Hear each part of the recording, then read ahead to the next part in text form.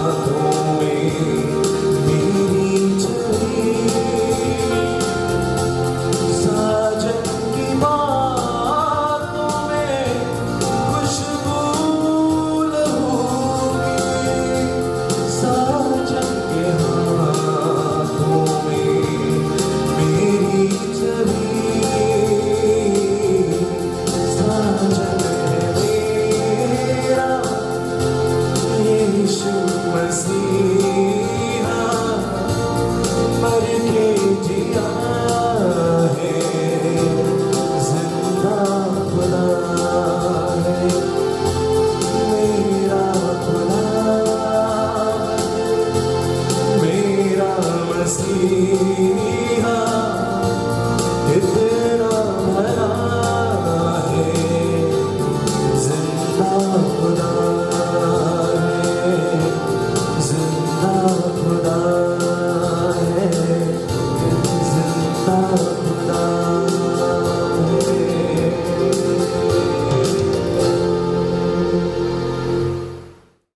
नजारा हमें देखने का सौभाग्य मिला, और नजारा ये कि थाईलैंड में जहां देखो वहां सिर्फ स्त्रियां ही स्त्रियां दिखाई देती हैं।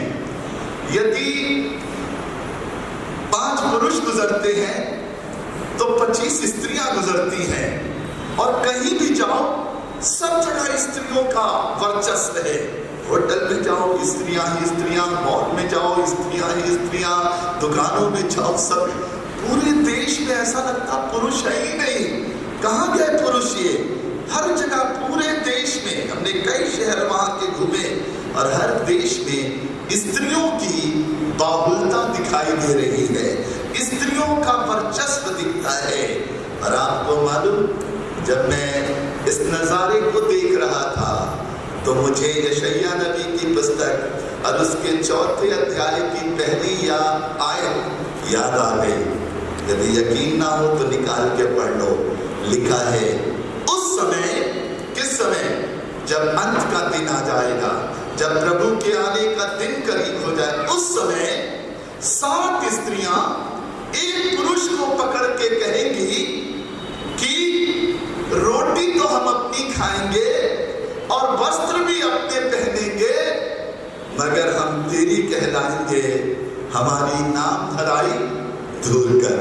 मित्रों, वो दिन आ रहा है जब रेशियो स्त्री और पुरुष का जो अनुपात है वो 7 और 1 का होगा। 7 स्त्रियां तो 1 पुरुष। और आपको मालूम, यूरोप के कई देशों में ऐसे उपाय किए हैं जब पुरुषों का प्रवेश इस जगत में उन्होंने वर्जित कर दिया है। सिर्फ स्त्रियों और स्त्रियों की बाहुलता होती जा रही है। और ये पद यदि देखना है तो थाईलैंड जरूर जाना। वहां यदि 7 स्त्रियां गुजरती हैं तो महज 1 पुरुष नजर आता है। सो ईश्वर का धन्यवाद देते हैं। सारी बातें संकेत कर रही हैं कि प्रभु का आना बिल्कुल शीघ्र है, बिल्कुल करीब है, बिल्कुल निकट है। आज आ जाए प्रभु, कल आ जाए, परसों आ जाए। लिखा है, वो दिन और घड़ी, कयामत का दिन और घड़ी तो कोई नहीं जानता सिवाय पिता के। पुत्र नहीं जानता, दूत नहीं जानता, सिवाय स्वर्गीय पिता के। वो दिन और घड़ी कोई नहीं जानता, लेकिन ये तो निश्चित है कि प्रभु का आना बिल्कुल द्वार पर है। अब चलते चलते फिर से आपको याद दिला दें, एक मैगजीन है, पत्रिका है, सत्य ज्योति नाम है इसका। और यदि आप ईश्वर की बातों में रुचि रखते हैं, खुदा के कलाम को गहराई से जानने समझने की उत्कंठा है आपकी, अपने एड्रेस, अपने नाम, अपने पते मेरे बेटे आइजक अभिषेक को किसी कागज पर लिख के आप दे देंगे। अपना मोबाइल नंबर भी दे दीजिएगा ताकि आपसे हम संपर्क कर सके और आपके लिए दुआ भी कर सके। यदि आप किसी तकलीफ में हैं तो अपने एड्रेस पते जरूर दे दीजिए और कोशिश करिए ये ज्योति आपके घरों में जरूर चले।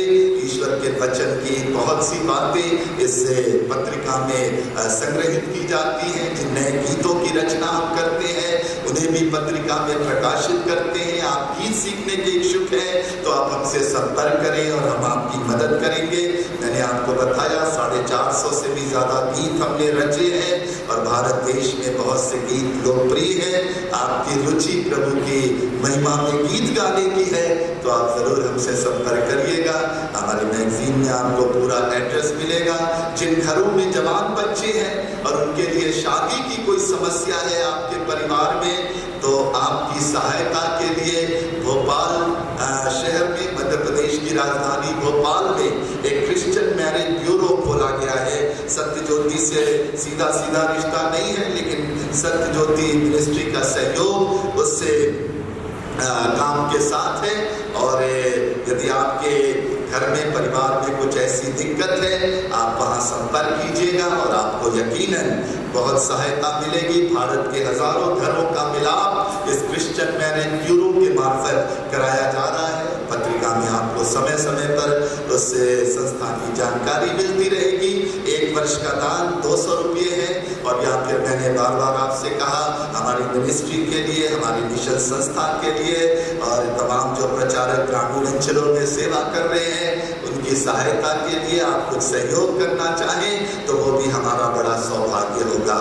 लेकिन प्रभु आपको आशीष दे, कुछ ना भी दें, आप अपनी दुआएं जरूर हमें दें कि जो भी खिदमत का काम इस देश में 1911 से उस भागलपुर के ग्रामीण अंचल में, भागलपुर नाम लेता हूँ तो आप बिहार का भागलपुर मत समझिएगा, उत्तर प्रदेश में गोरखपुर से 150 किलोमीटर दूर एक छोटा सा गांव है जिस गांव का नाम भागलपुर है। और उसी गांव से मैं आता हूँ। और 1911 से हमारे पूर्वजों को जो पंडिता रमाबाई के यहाँ टीचिंग करते थे, उनके स्कूल में दर्शन मिला प्रभु का। उन्होंने आकर के उस छोटे से गांव में खुदा की खिदमत खड़ी की। वहाँ कॉलेज है, ऑर्फनेज है, स्कूल है, तमाम प्रेस है और बहुत तरह के काम हैं। और आपकी मदद और सहायता से वो सेवा का काम बदस्तूर चल रहा है। मैं पटना में आया, मैंने आपको बताया पूरे 35 साल के बाद मैं इस शहर में आया। पूरे 35 साल, जी 35 साल मैं बोल रहा हूँ प्रचार के लिए, प्रचार के गरज से मैं 35 साल के बाद पटना के शहर में आया। और आपसे निवेदन करूं मित्रों, मैं पटना बहुत बार आया हूँ, मैं पटना बहुत बार आया हूँ। सबसे पहले 1982 में आया, उसके बाद फिर एक और मौका मिला। हमारे कुछ परिजन, हमारे परिवार के लोग पटना के शहर में रहते थे, उनसे मिलने में अक्सर आता था। और 82 के बाद फिर मैं 90 में आया, उसके बाद 95 में एक मौका मिला आने के लिए। और फिर उसके बाद 2000 सन में भी इस शहर में मैं आया। ध्यान से सुनिएगा, सबसे पहले 1982 में आया, उसके बाद 90 में आया, फिर 95 में आया, फिर 2000 में आया और अब सन 2017 में आया हूँ। तो मेरी उम्र बताओ, जल्दी बोलो, कोई बोलो। 82, थैंक यू, 82 और बोलो जी, जल्दी जल्दी चलिए, तीर चलाइए, तुक्के लग जाता है कई बार। 62, थैंक यू। और चक्कर में पड़ जाओगे सर, चक्कर में पड़ जाओगे। एक स्कूल के बच्चे भी चक्कर में पड़ गए, एक स्कूल के बच्चे भी चक्कर में पड़ गए।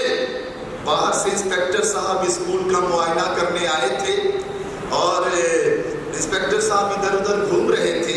साइंस की एक क्लास चल रही थी, इंस्पेक्टर साहब साइंस की क्लास में चले गए।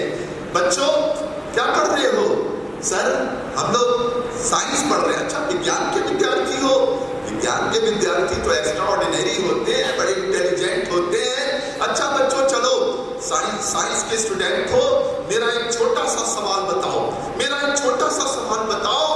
और सवाल ये है बच्चों, एक हवाई जहाज कलकत्ता से दिल्ली के लिए उड़ा, एक हवाई जहाज कलकत्ता से दिल्ली के लिए उड़ा। हवाई जहाज की स्पीड 200 किलोमीटर है, हवाई जहाज पूरब से उत्तर जा रहा है। तो मेरी उम्र बताओ, तो मेरी उम्र बताओ। अरे कक्षा के बच्चे हैरान हो गए, इंस्पेक्टर साहब हवाई जहाज के उड़ने से आपकी उम्र का क्या लेना देना?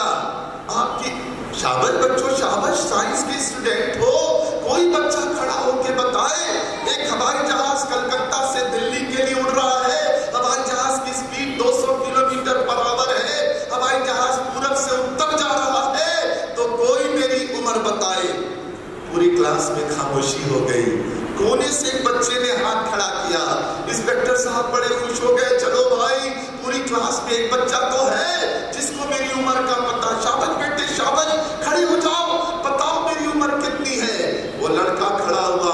उसने कहा इंस्पेक्टर साहब आपकी उम्र 42 साल, आपकी उम्र 42 साल।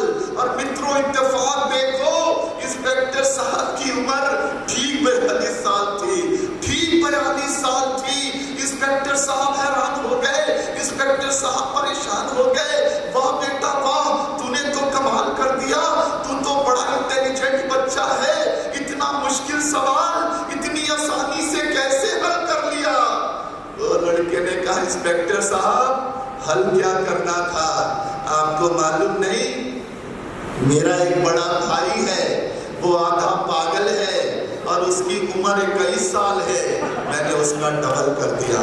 तो मित्रों इस तरह की कुछ कैलकुलेशन करके मेरी उम्र बता देना, खुदा का शुक्र है, प्रभु का धन्यवाद हो। यहाँ बहुत से प्रिय लोग हैं जिन्होंने कहीं ना कहीं हमारी मिनिस्ट्री में मदद की है। चलते चलते उनको भी धन्यवाद ज्ञापित करते हैं। हमारे सबसे पहले इसके यूनस भैया के लिए हम धन्यवाद देते हैं, आरपी वॉल्टर भाई के लिए हम शुक्रगुजार हैं, एग्नेस मंडल आंटी के लिए और अपनी प्रिय बहन नीलू वर्मा के लिए भी हम बहुत बहुत धन्यवाद देते हैं। इन्होंने भी प्रभु के लिए अपने मोहब्बत का इजहार किया है और अपने त्याग और बलिदान से हमारी मिनिस्ट्री को आशीषित किया है। अपने अपरेश रॉय भाई के हम बहुत बहुत शुक्रगुजार हैं, इस परिवार से भी खुदा की मोहब्बत हमने पाई है। अपने प्रवीण हरबर्ट भाई के भी हम बहुत बहुत धन्यवादित हैं, उन्हें भी खुदा बहुत आशीष दे, बहुत बरकत दे। मनोरंजनी गुजूर बहन के लिए भी हम शुक्रगुजार हैं, उनसे भी खुदा का प्रेम मिला है हमारे सेवा के कामों के लिए। इसके साथ साथ आपके चर्च के ट्रेजरर साहब को भी हम दिल से धन्यवाद दिया चाहते हैं, अपने जर्मी भैया के लिए, विमल जर्मी भैया के लिए। और किसी भी चर्च में हम जाते हैं तो ट्रेजरर महोदयों को, ट्रेजरर साहबों को हम कई बार सलाम करते हैं। वो जब मिलते हैं तब सलामी ठोक देते हैं, क्योंकि उन्हीं के ऊपर सारी दिनचर्या हमारी निर्भर रहती है। तो जर्मी भैया आप जहाँ कहीं बैठे हैं, आपको हमारे दिल का सलाम, हमारे दिल का सलाम और दिल की दुआएं और दिल का धन्यवाद मिले। इसके साथ साथ अपने नवीन तिवारी भाई के लिए भी शुक्रगुजार हैं, इनके घर भी संगति करने का मौका मिला और इनसे भी प्रभु का प्रेम हमने पाया। नवीन भाई आपको भी और आपके परिवार को भी खुदा बहुत बरकत दे, बहुत आशीष दे। बहन अनीता मसीह के लिए हम बहुत शुक्रगुजार हैं, उनसे भी हमने प्रभु का प्रेम पाया। भाई सी के डैनियल को जितना भी धन्यवाद दे कम होगा, यदि वो भाई यहाँ मौजूद हैं, उनको भी हमारे दिल का सलाम, उनको भी हमारे दिल की दुआएं, खुदा उनको अपनी आशीषों से मालामाल करे उनके बलिदान के लिए। इसके साथ साथ डेजी विल्सन दीदी के भी हम बहुत बहुत बहुत धन्यवादित हैं। कल बहुत अच्छा लंच का समय गुजरा उनके साथ, और सिर्फ उन्होंने प्रभु की सेवा में ही हमारी सहायता नहीं की, मगर इसके साथ साथ उन्होंने बहुत सारे कीमती तोहफों से हमें नवाजा है। और हम उनको आश्वासन देते हैं, हम कहीं भी रहेंगे हम उन्हें कभी नहीं भूलेंगे। उनके तोहफे बार बार उनकी मोहब्बत की याद हमें दिलाते रहेंगे।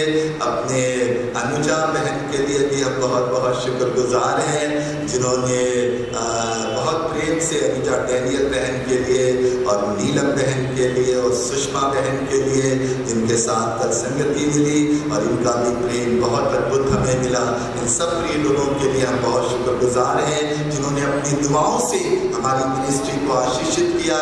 उनके लिए भी हम आभारी हैं। हमारी एक बहन जहाँ बैठी है, जिन्होंने बहुत अच्छा खाना हमें खिलाया, और बहन आपको भी हमारा सलाम। आपके परिश्रम को प्रभु मुबारक करे और आपके घराने को, आपके परिवार को बहुत आयत की आशीष दे। मित्रों चले खुदा के कलाम की ओर।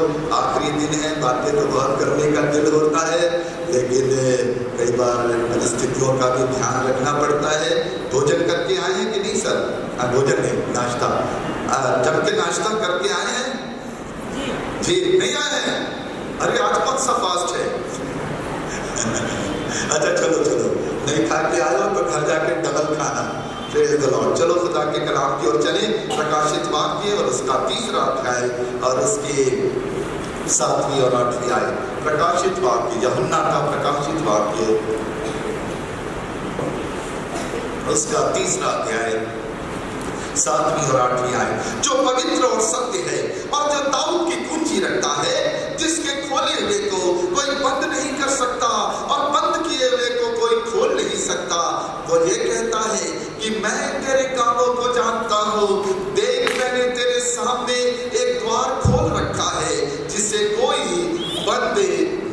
कर सकता।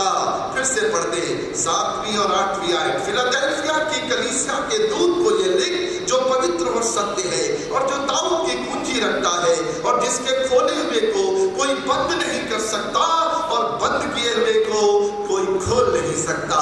मेरे मित्रों, मेरे प्यारों, यूहन्ना फिलाडेल्फिया की मंडली के नाम एक खत लिख रहा है, एक पत्र लिख रहा है और प्रभु पहले कहते हैं लिखे वो जो पवित्र है।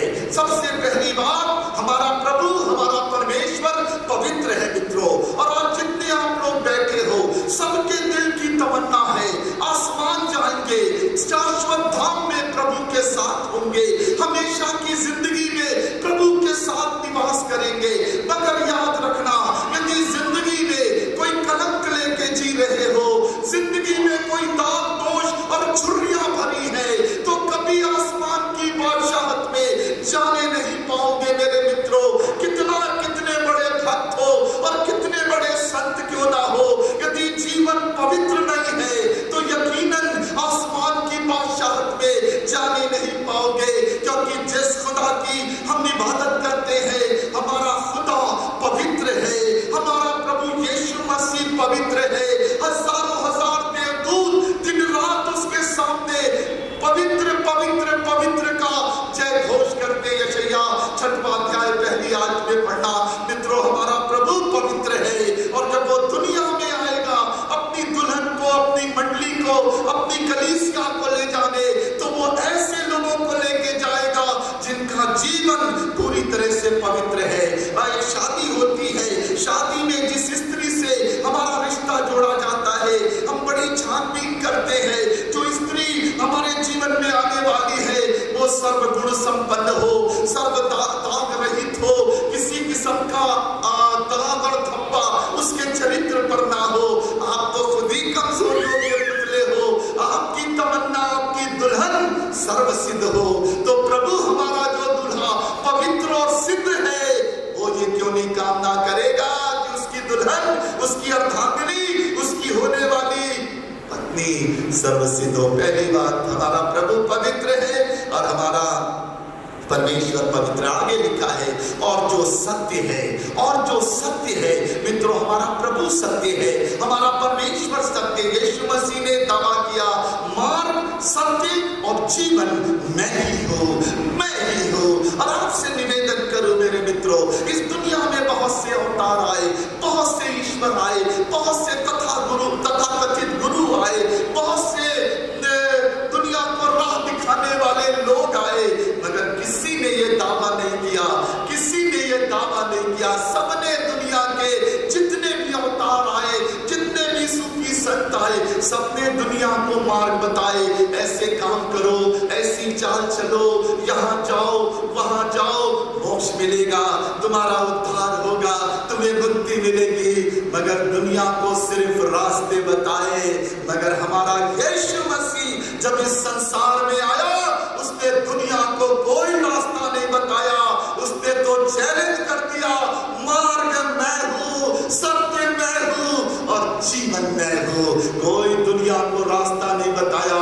सारे संसार के धर्म रास्ते बताते हैं, ऐसे कर्म करो, ऐसी चाल चलो, दान दक्षिणा दो तो मोक्ष मिलेगा। मगर हमारे प्रभु ने आपको और हमको कोई मार्ग नहीं बताया है। प्रभु ने कहा मैं ही मार्ग हूँ, मैं ही सत्य हूँ। और आगे लिखा है जो दाऊद की कुंजी रखता है। मित्रों, दाऊद इस्राएल का राजा था, सर्वोच्च सत्ता दाऊद के हाथ में निहित थी। जो चाहता दाऊद उस देश में कर लेता था। और जिस तरह दाऊद के पास सर्व सत्ता थी मित्रों, उसी तरह हमारे प्रभु के पास भी स्वर्ग और पृथ्वी का सारा अधिकार है। स्वर्ग और पृथ्वी की कुंजी हमारे प्रभु के हाथ में है। जैसे दाऊद इस्राएल का बादशाह था, सर्वोच्च सत्ता का मालिक था, और आज हमारा यीशु मसीह सारे कायनात का मालिक है। उसको स्वर्ग और पृथ्वी की कुंजी दी गई है, दाऊद की कुंजी रखता है। और अब अपने मुख्य पद पर आ जाए, जहां लिखा है मेरे खोले हुए को कोई बंद नहीं कर सकता और मेरे बंद किए हुए को कोई खोल नहीं सकता। मेरे खोले हुए को कोई बंद नहीं कर सकता और मेरे बंद किए हुए को कोई खोल नहीं सकता।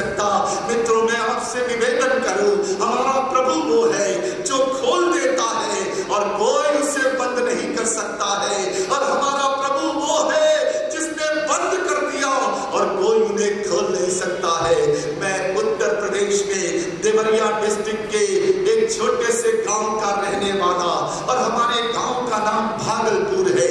यदि आप हमारे भागलपुर गांव से 50 मील पश्चिम की ओर जाएं, आपको एक जगह मिलेगी मित्रों जिसका नाम कुशीनगर है। और इस जगह में कुशीनगर में सारे भारत देश से हजारों बौद्धी लोग आते हैं, बर्मा से, थाईलैंड से, चीन से, जापान से, कोरिया से, तमाम बौद्धी लोग आते हैं कुशीनगर में। और कुशीनगर में एक 18 फीट एक लंबी मूर्त है, और वहां आकर के ये तमाम बौद्धी लोग अपने धर्म के प्रवर्तक बुद्ध को अपनी श्रद्धांजलि और अपनी पुष्पांजलियां चढ़ाते हैं। और उनकी मान्यता है ये कुशीनगर ही वो जगह है जहां गौतम बुद्ध को निर्वाण की प्राप्ति हुई थी। और इस मूर्त के आगे लोग साष्टांग दंडवत करते हैं, और वो शताब्दियों से वो निर्माण का जो स्तूप है वो बंद है। यदि आप हमारे यहाँ से 150 मील उत्तर जाएं, आपको एक जगह मिलेगी जिसका नाम अयोध्या है।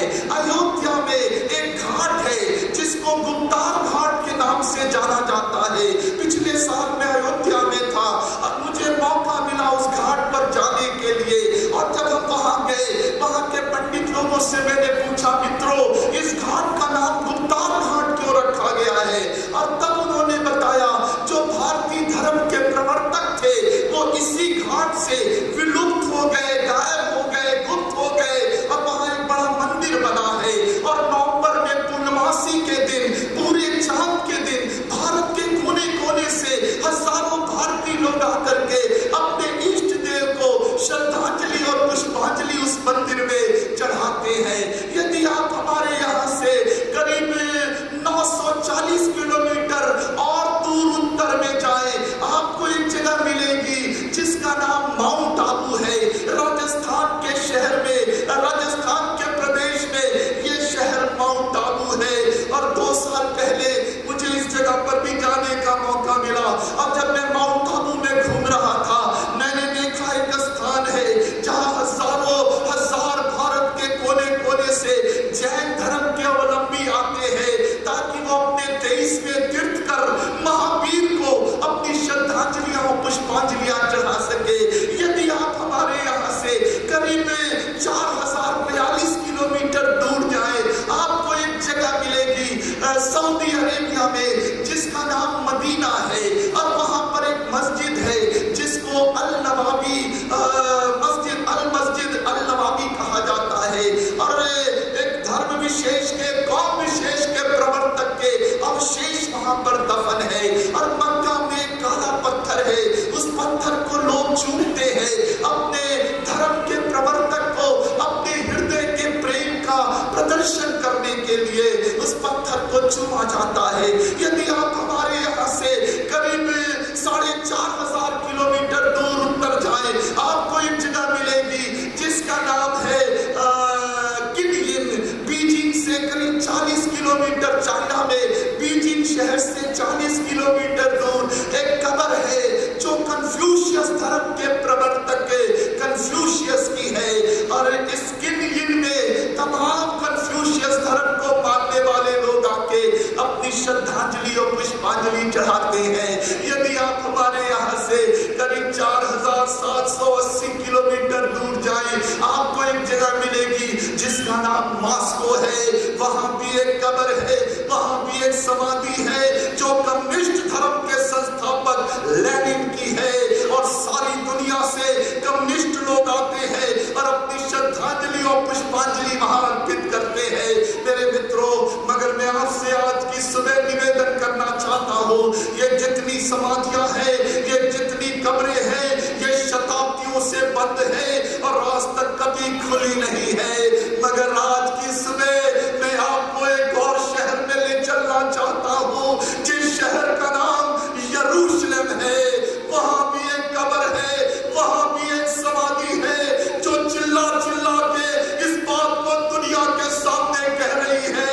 2007 साल पहले लोगों ने एक लाश इस कब्र में भी दफन किया था। रोमी राज ने एक भारी पत्थर उस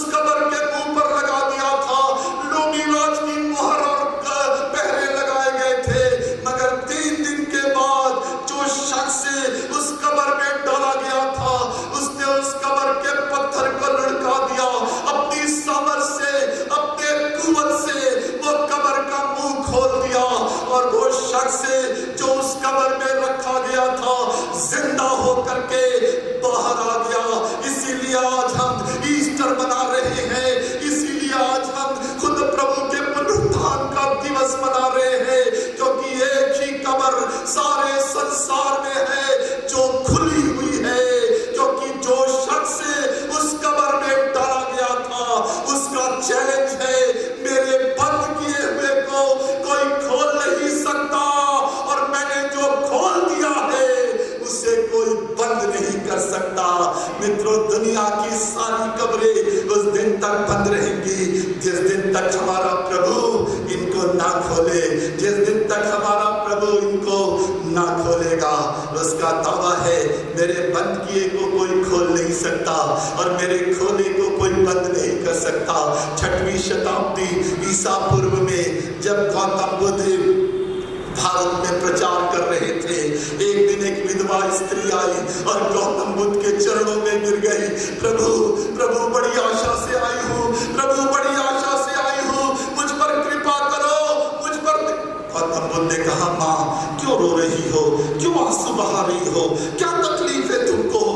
तो विधवा स्त्री कहने लगी, प्रभु प्रभु मुझ पर दया करो, मेरा बेटा मर गया है, मेरा बेटा मर गया है। प्रभु वही मेरे जिंदगी का सहारा था, कोई नहीं मेरे आगे पीछे, उसी के भरोसे मेरी जिंदगी चल रही थी। वो मेरा बेटा बीमार पड़ा, प्रभु डॉक्टरों से इलाज कराया, पैसा पानी की तरह बहाया, मगर मेरा वो बेटा मर गया, प्रभु मर गया। प्लीज प्रभु, आपकी शिक्षाएं उत्तम है, आपके काम निराले हैं, आपका प्रचार दिल को छूने वाला है, प्रभु आप प्लीज मेरे बेटे को जिंदा कर दो। गौतम बुद्ध गंभीर हो गए। गौतम बुद्ध ने कहा, माँ तुम्हारे बेटे को जिंदा कर दूंगा, तुम्हारे बेटे को जिंदा कर दूंगा, मगर सामने के गांव में जाओ और गांव में जाना, गांव में जाओ और वहां से कुछ सरसों के दाने लेके आओ, सरसों के दाने लेकर के आओ। और वो स्त्री जाने लगी। गौतम बुद्ध ने कहा, माँ रुक जाओ, माँ रुक जाओ, रुक जाओ, मेरी बात सुनते जाओ। जिस घर से सरसों के दाने लेना, पूछ लेना वहां कभी कोई मौत तो नहीं हुई है, वहां कभी कोई मौत तो नहीं हुई है। जिस घर में कभी कोई ना मरा हो उसी घर से सरसों के दाने लाना, और मैं तुम्हारे जवान बेटे को जो मौत की नींद सो रहा है जिंदा कर दूंगा। ये स्त्री खुशी खुशी गई नीचे के गांव में, जिस घर का दरवाजा खटखटाती है, सब लोग राजी हैं, कितने सरसों के दाने चाहिए, ले जाओ ले जाओ। विधवा स्त्री पूछती है, कभी कोई मौत तो नहीं हुई, कभी तो कोई मौत नहीं हुई तुम्हारे घर में? और हर आदमी हंसता है, आप क्या बोल रहे हो, मेरा छोटा बच्चा अभी चेचक में मर गया, मेरे चाचा का इंतकाल भी अभी 15 दिन पहले हुआ, मेरा बड़ा भाई ट्रक एक्सीडेंट में मारा गया। और वो निराश मन हर एक घर गांव के छान लिया, एक घर उसको नहीं मिला जहां कभी कोई मौत ना हुई हो। लौट के आई, गौतम बुद्ध के चरणों में गिर गई, प्रभु प्रभु क्षमा करो, क्षमा करो, आपके आदेश का पालन नहीं कर पाई, आपके आदेश का पालन नहीं कर पाई हूं मैं, प्रभु क्षमा करो। और आपसे निवेदन करूं, गौतम बुद्ध ने कहा, माँ खड़ी हो जाओ, माँ खड़ी हो जाओ, मुझे बता दो जिस भी घर पर तुम गई लोगों ने तुमसे क्या बोला, लोगों ने तुमसे क्या बोला? और उस माँ ने कहा, प्रभु मैं जिस घर में जाती थी सबने यही कहा, मौत हुई है, हमारे घर में मौत हुई है, हमारे घर में कोई ना कोई मरा है। गौतम बुद्ध मुस्कुराने लगे, माँ तुमने देखा, मौत एक सार्वभौमिक सत्य है, जो आदमी जन्म लेगा उसका मरना अवश्य है, जो आदमी जन्म लेगा उसका मरना अवश्य है। फिर तुम ये क्यों सोचती हो तुम्हारा बेटा नहीं मरेगा, तुम्हारा बेटा नहीं मरेगा? माँ जाओ, जो कुछ हुआ है तसल्ली रखो, मैं तुम्हारे लड़के को जीवित नहीं कर सकता। मित्रों, आज की सुबह आपको एक और शहर में ले चलूं, जिस शहर का नाम नाइन है। लूका 7:11 से पढ़ो। नाइन के नगर में एक विधवा औरत रहती है, एक ही जवान बेटा उसके पास, लड़का भी बीमार हो गया है, डॉक्टरों के पास दौड़ रही है, पैसे की परवाह नहीं है इस स्त्री को, सारा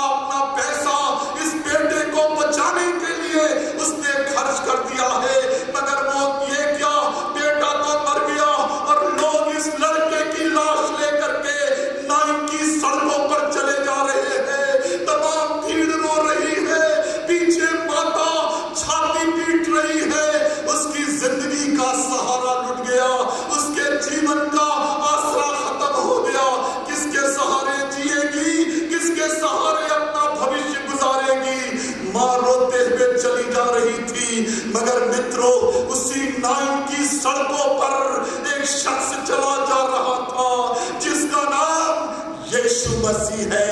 उसने उस अर्थी को रोक दिया और उस लड़के का हाथ पकड़ लिया और आवाज लगाते कहा, ए जवान, मैं तुझसे कहता हूं उठे। और वो मरा हुआ लड़का जिंदगी के लिए उठ गया। ये वो शख्स है मेरे मित्रों जिसका दावा है मेरे खोले को कोई बंद नहीं कर सकता है। हमारा प्रभु वो है, उसने कब्रें खोल दी है और कोई बंद नहीं कर सका है, और उसने कब्रें बंद कर दी है, कोई खोल नहीं सका है। मित्रों, प्रभु सिर्फ कब्रों को खोलता बंद करता नहीं है, आंखों को खोलता है, आंखों को भी खोलता है कि हम उसको पहचाने कि वो कौन है, उसको पहचाने। गीत गा रहे हो, जन्म से मसीह हो, मगर कल मैं बयान कर रहा था दानापुर में, तुम सत्य को जानोगे। अभी तक तो सत्य के बारे में जाना है, किताबों में पढ़ा है, भाषण सुना है, रेडियो पर, टेलीविजन पर गॉड चैनल देखा है। आपने प्रभु को नहीं जाना, को नहीं जाना। मैंने बताया इमाउस के 2 चेले प्रभु को नहीं पहचान पाए। मरियम मगदलीनी से प्रभु की मुलाकात हुई, माली भैया आंखों पर पर्दा पड़ा था। और आज हजारों हजार मसीही गीत गा रहे हैं, चर्चा रहे हैं, वचन पढ़ रहे हैं, कहते हैं दिव्य दर्शन दिखाई देते, मगर जरूरी नहीं है कि तुम प्रभु को पहचानो। नगर धन्यवाद हो, जैसे इमाउस के चेले घर गए, प्रभु ने रोटी तोड़ा और लिखा है वहां उनकी आंखें खुल गई, उनकी आंखें खुल गई।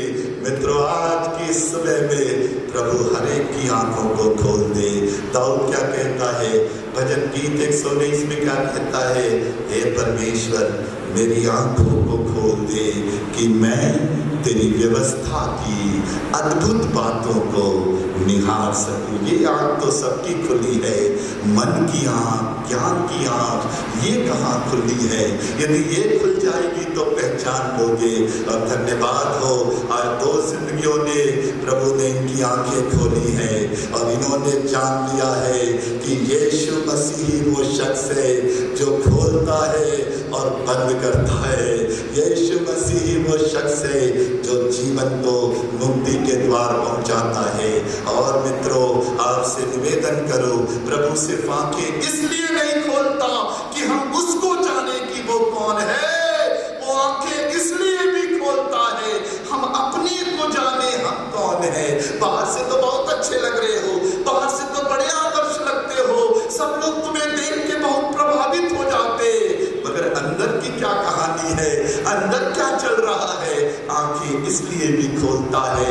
यशायाह बड़ा प्यारा नौजवान था और आपको मालूम, यशायाह के बड़ा दोष जीवन में था। वो सारी दुनिया को गलत समझता था। हाय तुम पर, हाय तुम पर, हाय तुम पर, हाय इस्राएल के नबियों। 16 बार यशायाह ने हाय हाय हाय कहा, लेकिन जिस वर्ष उजिया राजा मरा और जिस वर्ष प्रभु का दर्शन मिला, यशायाह की भाषा बदल गई। और अब वो नहीं कहता हाय तुम पर, जैसे ही उसने प्रभु के दर्शन में अपना जीवन देखा, मालूम है क्या बोला, हाय मुझ पर, हाय मुझ पर। उसको मालूम हो गया मैं सारी दुनिया पर उंगली उठाता हूँ, मेरा जीवन तो खुद गंदा है, मेरा जीवन तो खुद पापी है, मेरा जीवन तो खुद पतित है। और वेदी का अंगारा लेकर के स्वर्गदूत ने यशायाह के होठों को छू लिया। और मित्रों, अंत में संदेश की ओर बढ़ जाए, लेकिन यहाँ बच्चे बैठे हैं, इनकी लिए छोटी कहानी मुझे ध्यान आ गई है। आपसे निवेदन करो, कई बार ये शैतान बड़ा चालाक है, हमारी कमजोरियों को देखता रहता है। क्या कमजोरी है? धन का लालच है, पद प्रतिष्ठा का लालच है, किसी और चीज के लिए दिल बहुत लालायित रहते। ये शैतान देख रहा है तुम्हें और आपकी कोई कमजोरी पकड़ लेगा। मित्रों, कोई कमजोरी पकड़ लेगा और बार बार उंगली रखता रहेगा, जीने नहीं देगा, आपको जीवन दुख में बना देगा। मित्रों, ये शैतान बड़ा दुखदाई है, इसके जाल में मत फंसना। अपनी कोई कमजोरी शैतान को मत जानने देना, और यदि कोई कमजोरी है भी तो प्रभु को बता देना। कहते एक बार एक राजा साहब थे, राजा साहब के दरबार में 2 कर्मचारी थे। एक छोटा लड़का जो एक खानसामा था, था जो किचन में खाना बनाता था राजा के लिए, और एक छोटा लड़का इस रसोइये के लिए मदद करने के वास्ते राजा ने रखा। मगर ये छोटा लड़का कुछ नहीं करता, सारा दिन गुलेल लेके बाहर मैदान में चिड़िया मारता था। और ये खानसामा बड़ा परेशान था, बार बार बुलाता था, बेटा इधर आओ, कुछ मदद करो, बर्तन धो दो, कुछ झाड़ू पोछा लगाओ। वो लड़का तो सुनता ही नहीं था खानसामा की बात। खानसामा बड़ा परेशान था। आपसे बताऊं मित्रों, एक दिन ये लड़का बाहर मैदान में गुलेल चला रहा था। उसने देखा राजा साहब की बत्तखें बाहर मैदान में चल रही है। सोचा जरा निशाना राजा साहब की बत्तख पर भी आजमाया जाए। और उस लड़के ने निशाना साधा राजा साहब की बत्तख की, और उसने सोचा लगेगा नहीं। मगर किस्मत बहुत अच्छी थी, निशाना थी, एक बत्तख को जाके लगा।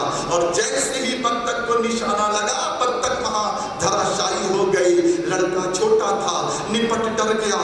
किसी ने देखा तो नहीं, कोई नहीं है मैदान में, कोई नहीं देख रहा है। दौड़ के गया, गड्ढा खोदा और उसने बत्तख को उसी गड्ढे में दफन कर दिया। और हाथ झाड़ के बड़े भोले भाव से आके किचन में खड़ा हो गया।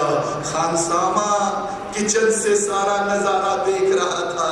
उसने कहा बेटा आज आया हूं पहाड़ के नीचे, ठीक है बेटा, रुक तेरा इलाज आज करता हो। उसने कहा बेटा जरा इधर आओ, देखो आज बाजार से सब्जी लाओगे, पानी भरोगे, लकड़ी काटोगे, आग जलाओगे। लड़के ने कहा कुछ नहीं करता हूं मैं, मुझे कुछ नहीं करने के लिए रखा गया है। खानसामा ने कहा बेटा बत्तख राजा साहब की बत्तख मारे हो, अभी जाके उठा दूंगा। लड़का छोटा था, डर गया। उसने कहा नहीं मेरे भाई, राजा को मत बताना, जो बोलोगे वो करूंगा। और अब तो रोज ये चलने लगा। अगले दिन लड़का आया, बेटा इधर आओ, बाजार से सब्जी लाओगे, लकड़ी काटोगे, आग जलाओगे, पानी भरोगे, बर्तन भी आज तुम ही मांजो, मैं कुछ नहीं करूंगा, मुझे ये सब करने के लिए नहीं। बत्तख हाँ भाई हाँ, सब कर दूंगा, क्यों परेशान होते हो। और फिर लड़के ने सारा काम किया। अगले दिन फिर लड़का आया, बेटा इधर आओ, बाजार से सब्जी लाओगे, लकड़ी काटोगे, आग जलाओगे, झाड़ू पोछा करोगे, बिस्तर लगाओगे, और आज खाना भी तुम ही पकाओगे। लड़के ने कहा मुझे कुछ नहीं करना है, मैं कुछ नहीं करने वाला हूँ, बिल्कुल बेफिक्र रहो, मैं कुछ नहीं करूंगा। बत्तख हाँ भाई हाँ, सब कर दूंगा। एक कमजोरी पकड़ लिया इस खानसामा ने, उस लड़के को परेशान करके रख दिया। बिल्कुल दुर्बल हो गया ये लड़का। अगले दिन उसका भाई आया, बेटा इतना कमजोर क्यों दिख रहा है तू। और उसने सारी कहानी अपने भाई को बताई। भाई ने कहा बेटा ये पाप छिपा के रखा है तू, ये गुनाह अपना छिपा के नहीं, बता राजा साहब को, बता दे जाके तूने बत्तख मारी है। और अगले दिन राजा साहब का जन्मदिन था। इसने अच्छा सा पार्सल बनाया, अच्छा सा गिफ्ट खरीदा और सुबह सुबह चल दिया राजा के महल के सामने। रात भर नींद नहीं आई है, कैसे बताऊंगा राजा को, कहीं मारने लगेंगे तो क्या होगा, मुझे नौकरी से निकाल देंगे तो क्या होगा। मित्रों ये रात भर लड़का सो नहीं पाया। और अगले दिन हिम्मत करके गया, बाहर लॉन में राजा साहब टहल रहे थे। जाते ही राजा साहब को बर्थडे की विश किया, राजा साहब wish you very happy birthday. राजा साहब लेकिन आपसे एक निवेदन करने आया हो, एक अर्ज लेके आया। राजा ने कहा बोल बेटे बोल, क्या तेरा अर्ज है, क्या निवेदन है। नहीं राजा साहब, पहले प्रॉमिस करो मुझे माफ कर दोगे, पहले वायदा करो मुझे माफ करोगे, तभी मैं बोलूंगा। राजा ने कहा चल बेटे आज मेरा जन्मदिन है, तूने मेरा स्वागत किया, तेरी जो भी बात होगी माफ करो। तब लड़के ने कहा राजा साहब गलती से एक दिन निशाना लेते लेते मैंने आपकी एक बत्तख मार दी थी, और मैंने कितने दिन तक इस बात को छिपाए रखा। राजा साहब प्लीज, हाँ वो बत्तख मैं देख रहा हूँ, मेरी एक बत्तख नहीं, तुम्ही ने मारा था। राजा साहब अच्छा चल बेटे आज जन्मदिन है इसलिए तुझे माफी देता। और जैसे ही माफी मिली ये तो लड़का बाहर आ गया और लगा मैदान में कूदने, उछलने, नाचने। I am happy today, I am happy today in Jesus Christ, I am happy. खानसामा ने देखा रे आज ये लड़का बड़ा खुश नजर आ रहा है, बुलाया बेटा इधर आओ इधर आओ। लड़का के खड़ा हो गया, देखो बाजार से सब्जी लाओगे, पानी भरोगे, लकड़ी काटोगे, आग जलाओगे, सारा झाड़ू पोछा लगाओगे, खाना भी बनाओगे। लड़के ने कहा मैं कुछ नहीं करूंगा, मैं कुछ नहीं करूंगा। खानसामा ने कहा बत्तख, बत्तख। उसने कहा बत्तख क्या, पहले ही बता दिया है राजा को, पहले ही बता दिया राजा को, और अब बत्तख बत्तख करके तुम मेरी जिंदगी को छलनी नहीं कर सकते हो। खुदा के लोगों, यदि जिंदगी में कहीं कोई कमजोरी आए, लिखा जो अपने पाप छिपा रखता है उसके काम सफल नहीं होते, मगर जो उनको मान लेता और छोड़ देता है उस पर खुदा रहम करता है, उस पर खुदा तरस खाता है। और अंत में कहानी के आपसे निवेदन करूं मित्रों, अदन की वाटिका में एक फाटक लगा था, एक दरवाजा लगा था, लेकिन जब आदम और हवा ने उस पाप को उस वाटिका में अंजाम दिया, आपको मालूम ईश्वर ने अदन का दरवाजा बंद कर दिया। और एक बार जब दरवाजा बंद हुआ, दुनिया की कोई ताकत आज तक अदन में प्रवेश नहीं कर पाई है, क्योंकि उसका चैलेंज है मेरे बंद किए को कोई खोल नहीं सकता। अदन में दरवाजा बंद हो गया, मगर ईश्वर का धन्यवाद हो, वो इतना दयालु, इतना कृपालु है, एक तरफ दरवाजा बंद करता तो दूसरी तरफ दरवाजा खोल देता है। आपको मालूम कहाँ दरवाजा खोला? नूह की कश्ती में, नूह के जहाज में यह दरवाजा उसने खोल दिया। और क्या बोला? नूह एक जहाज बनाना, उसमें खिड़की लगाना और जहाज में एक दरवाजा भी लगाना। दरवाजा भी, ये दरवाजा अदन में तो बंद हुआ, मगर धन्यवाद हो प्रभु का, उसने नूह की कश्ती में हमारे और आपकी निजात के लिए उद्धार का दरवाजा खोल दिया। उद्धार और उसके खोले को कोई बंद नहीं कर सकता। और मित्रों, आपको मालूम है नूह प्रचार करने लगा, कोई आदमी नहीं आया, कोई आदमी मन फिरा के नहीं आया। जानते हो कितने लोग आए? 8 लोग आए, सिर्फ 8 लोग आए। और आज ईस्टर की आराधना में हजारों हजार मसीही पूरे संसार के गिरजों में आज शरीक हैं, मगर इस उद्धार के दरवाजे में, इस खुले दरवाजे में कोई नहीं आता है, कोई नहीं आ रहा है। मित्रों, कितना प्रचार हो रहा, दिन रात रेडियो, टेलीविजन, सैटेलाइट, तमाम इंटरनेट से दिन रात कोई नहीं आता है। 8 लोग बचाए गए उस बड़ी दुनिया में, और आज की इस बड़ी दुनिया में जिसमें 6 अरब लोग रहते हैं मित्रों, थोड़े से लोग बचाए जाएंगे। थोड़े से चर्च के रजिस्टर में नाम लिखा है तो मत सोचना आसमान जाओगे, मत सोचना खुदा की बादशाहत में जाओगे।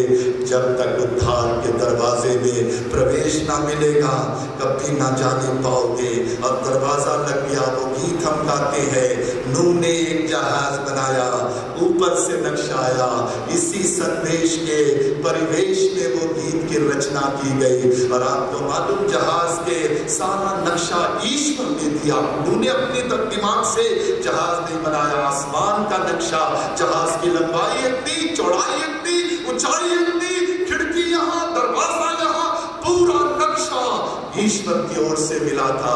नूह प्रचार करने लगा, जानवर आ गए, जानवरों ने सुन लिया प्रचार। इंसान तो एक नहीं सुनता, इसीलिए तो बार बार कहता हूं, तन से आए हो मित्रों तो मन से भी आ जाओ। जानवर सुन लेते हैं प्रभु की पुकार, और सारे जानवर जंगल से निकल के आने लगे।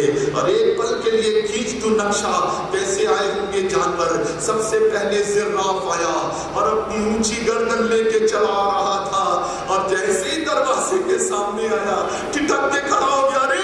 अरे ये छोटा सा दरवाजा, ये मेरे लिए लगाया? नहीं नहीं नहीं नहीं, ये दरवाजा मेरे लिए नहीं लगाया है। नूह बाबा इधर आओ, इधर आओ। आप मेरी गर्दन नहीं देखते, इतनी लंबी गर्दन। नूह बाबा जहाज के दरवाजे को और ऊंचा करो, तब मैं अंदर जाऊंगा, इसको काट के बड़ा कीजिए तब मैं। नूह ने कहा, जिराफ भाई दरवाजा मैंने नहीं लगाया है, ये ईश्वर के प्लान में, ईश्वर की योजना में लगा है। बचना चाहते हो ईश्वर के न्याय से, दंड से, ईश्वर के गजब से बचना है, इसी दरवाजे में जाना पड़ेगा। और मेरे मित्रों,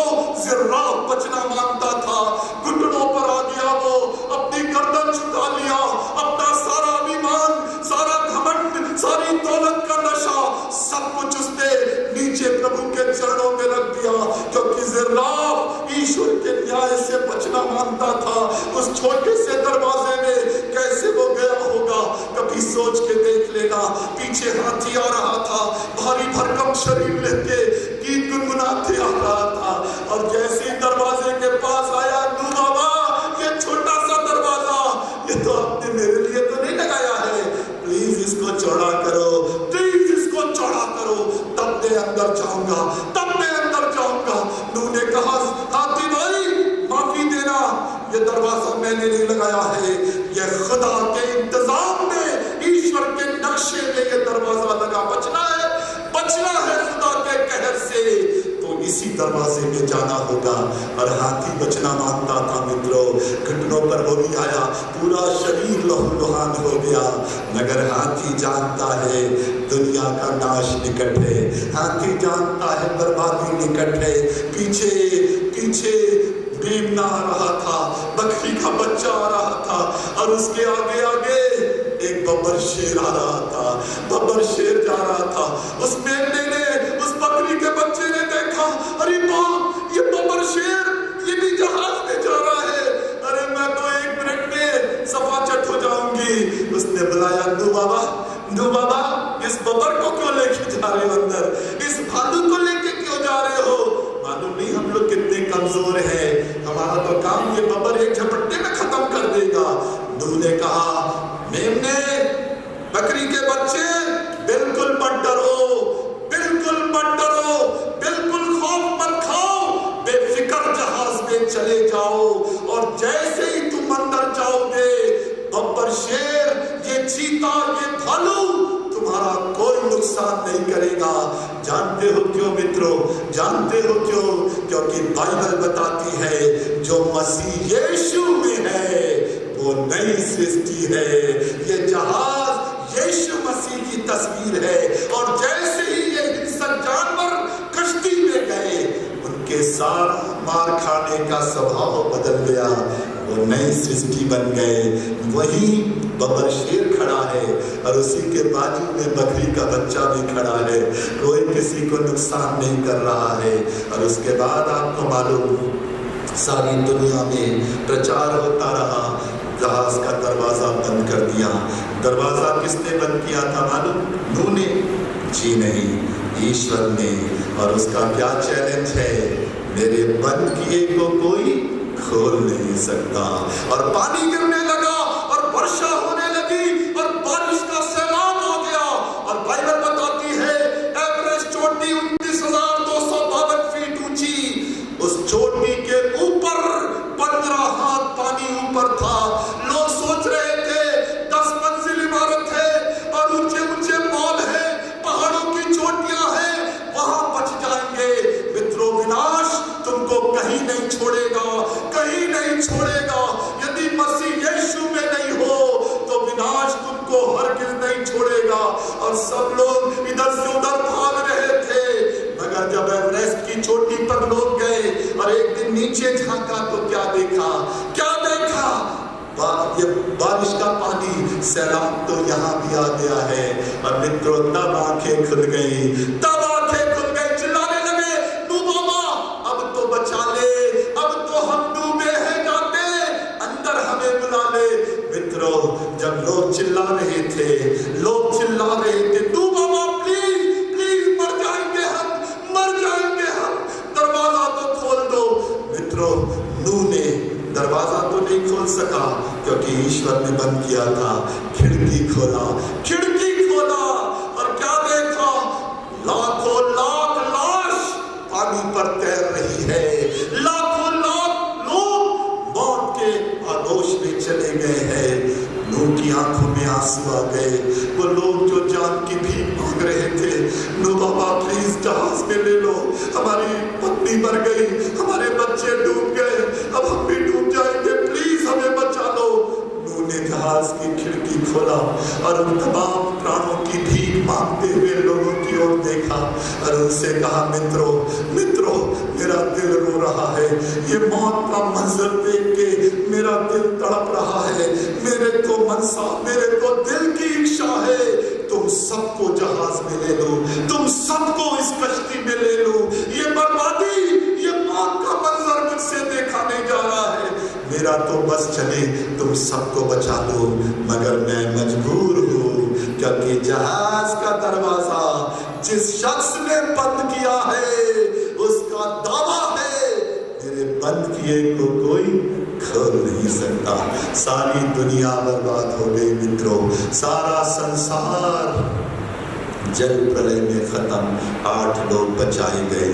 और आज जब सारी दुनिया में प्रचार हो रहा है थोड़े से लोग बचेंगे।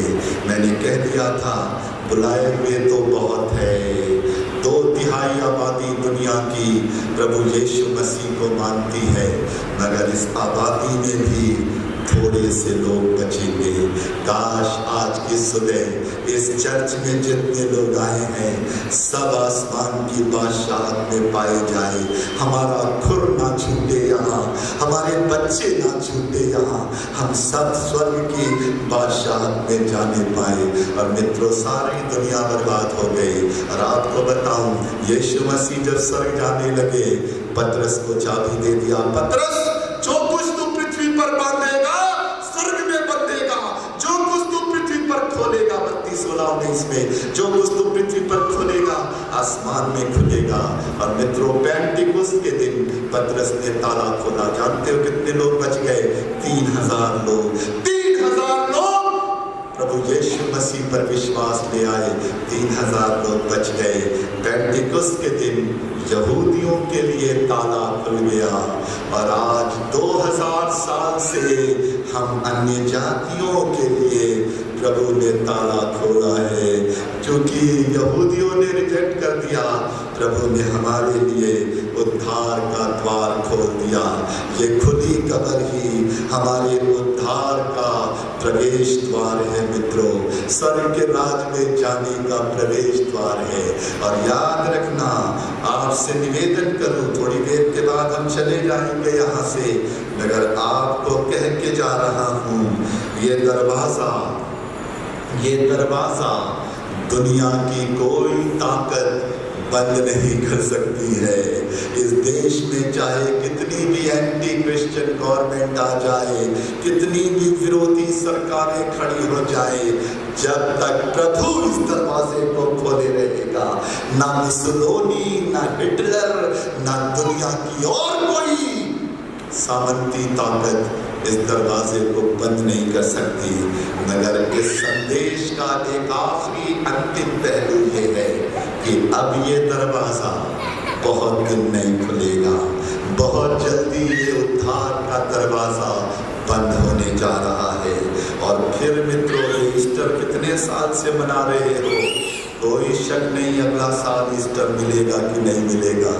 आज वो उद्धार का दिन है, दरवाजा प्रभु ने खोल दिया है, मौत का दरवाजा खोल दिया, जिंदगी का दरवाजा खोल दिया, उद्धार का दरवाजा। और वो दिन लिखा जब दरवाजा बंद हो जाएगा, तुम खोजोगे कोई तुमको प्रचार करे, कोई नहीं मिलेगा, तुम सोचोगे कोई दुआ करे तुम्हारे लिए, कोई नहीं मिलेगा। लिखा तिमिर का दिन होगा, अंधेरे का दिन होगा, लोग पहाड़ों को कहेंगे गिर जाओ हमारे ऊपर। वो ऐसा भयानक दिन होगा जिस दिन प्रभु ने ये दरवाजा बंद कर दिया। मित्रों हमारा सौभाग्य है जिस देश में हम रहते हैं, अभी हम आजादी के साथ प्रभु की परस्तिश कर रहे हैं। खुदा का धन्यवाद मेरे मित्रों इस खुले दरवाजे के लिए। और जब तक प्रभु इसको बंद नहीं करेगा कोई दुनिया की ताकत बंद नहीं कर पाएगी। और एक बार जब प्रभु ने आपके और हमारे लिए दरवाजा बंद कर दिया, वो कुंवारी और इस 5 कुंवारियां रोती रही, दरवाजा नहीं खुला। आज वो उद्धार का दिन है, आज वो उद्धार की घड़ी है। मित्रों हम आपके बहुत शुक्रगुजार हैं कि प्रभु ने अपनी योजना में पटना के शहर में आने का मौका दिया।